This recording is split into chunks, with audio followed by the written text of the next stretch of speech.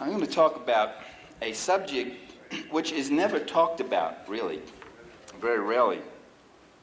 And yet it's the most important subject in the world. That is, it's the most important force in the world today. And it has been the most important force in shaping the map of the world for the last 400 years. And yet people don't talk about it in the US. The media doesn't talk about it. Political scientists don't talk about it. Social scientists don't. Publishers wouldn't talk about it. I'm talking about imperialism. And if you say US imperialism, they really wouldn't talk about it at all and would think you're kind of odd or that you're being ideological.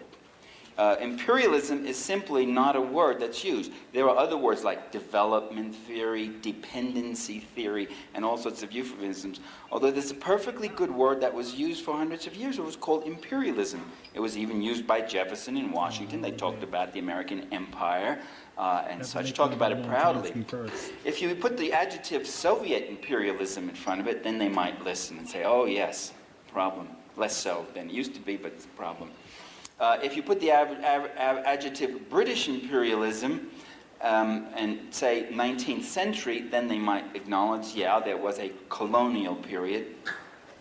But imperialism is really a force that is going on, and at an accelerated rate, it continues today. Imperialism is when the ruling interests of one country expropriate the land, the labor, the resources, and the capital of another country.